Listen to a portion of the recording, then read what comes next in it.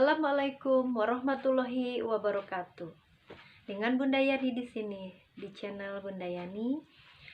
Insya Allah bersama saya akan berupaya memberikan atau memudahkan bagaimana cara mama-mama di rumah membimbing, mengasuh anak-anak didiknya sebagai pengganti gurunya di sekolah.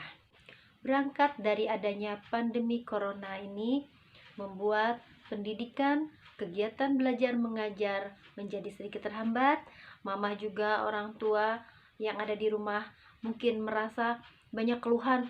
Aduh, repotnya saya. Bagaimana saya menghadapi pandemi ini? Anak-anak belajar di rumah yang menuntut mama-mama atau papa di rumah mau tidak mau untuk menjadi gurunya di rumah. Khususnya bagi para orang tua yang memiliki anak usia dini yang belum berani untuk memberangkatkan anaknya ke sekolah, jangan khawatir. Bersama saya, mama bisa belajar bareng anak-anak tercintanya di rumah tanpa harus khawatir.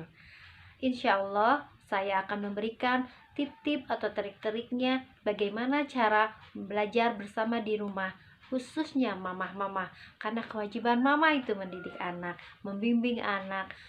Oke, mama-mama yang baik hati, tetap bersama anak tercintanya di rumah. Walaupun mama-mama merasa aduh repotnya harus ngurus rumah tangga juga, harus mengerjakan pekerjaan rumah, anak-anak juga belum bisa berangkat ke sekolah, yang pada akhirnya mama-mama menjadi guru buat anak-anaknya di rumahnya masing-masing. Sebelum lanjut pada materi pembelajaran anak usia dini di rumah bersama orang tua di rumah, saya akan memberikan penjelasan terlebih dahulu sedikit supaya para orang tua mengerti bahwa sebetulnya anak usia dini itu belum wajib atau belum boleh dituntut untuk akademik dulu, harus bisa baca tulis hitung dulu. Aduh, bingung bagaimana nanti anak saya kalau tidak bisa sekolah nih karena pandemi gitu. Para orang tua jangan khawatir, sebetulnya pendidikan anak usia dini ini adalah pendidikan pembiasaan, itu pendidikan keseharian. Jadi mama-mama tidak usah bingung, sebetulnya pendidikan keseharian itu bisa diterapkan karena emang pendidikan pembiasaan itu sebetulnya ya keseharian kita gitu. Pembiasaan-pembiasaan seperti di rumah ya belajar disiplin, belajar untuk membantu orang tua, belajar untuk bangun pagi, belajar untuk sarapan sendiri, belajar untuk banyak hal-hal yang bisa dilakukan sebetulnya sebagai orang tua secara tidak langsung, karena pendidikan utama dan pertama itu adalah di rumah, itu di keluarga.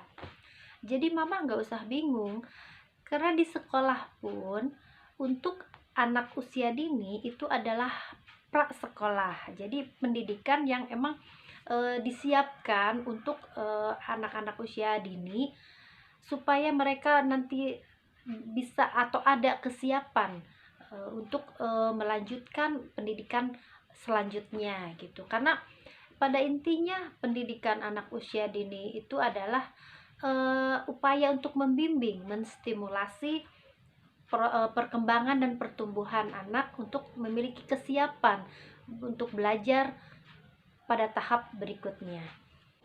Saya di sini akan memberikan materi pembelajaran prasekolah untuk anak usia dini yang bisa dilakukan oleh para orang tua di rumah yang sesuai dengan kurikulum 13 dan sesuai dengan tahapan perkembangan anak usia dini.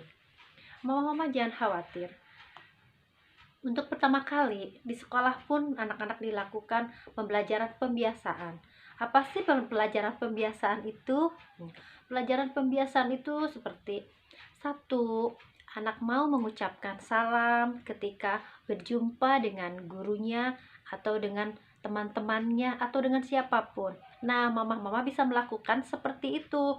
Misalkan di rumah, mama-mama bisa menerapkan anak-anak ketika bangun pagi, biasakan untuk menyapa, pagi ma, pagi pa gitu, atau assalamualaikum, atau apapun itulah ucapan-ucapan salam gitu, ucapan-ucapan terima kasih, itu kan pembiasaan. Seperti pagi bangun, anak-anak sudah disiapkan sarapan sama orang tuanya, kasih pengertian untuk pembiasaan berterima kasih ketika mendapatkan atau menerima kebaikan dari orang lain. Eh, Banyak deh pokoknya hal-hal pembiasaan seperti itu gitu. Materi pendidikan pembiasaan itu seperti bangun pagi tepat pada waktunya. Misalkan kita membiasakan anak-anak untuk bangun pagi jam 7, harus bangun pagi jam 7 gitu. Jadi pembiasaan-pembiasaan itu diterapkan karena emang walaupun tidak sekolah atau belum boleh berangkat ke sekolah, pembelajaran itu bisa dilakukan di rumah. Karena di sekolah juga seperti itu, pembiasaan. Oh, ketemu sama temennya, assalamualaikum, atau pembiasaan cium tangan sama gurunya, itu adalah pembiasaan. Dan itu pun harus diterapkan di rumah.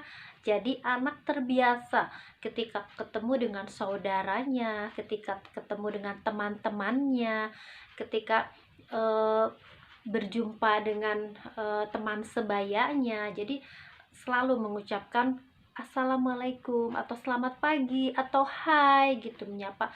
Itu adalah pendidikan pembiasaan. Jangan dianggap sepele mama, hal itu adalah penting. Pembiasaan itu harus diterapkan dari sejak anak usia dini, karena itu merupakan pendidikan karakter juga.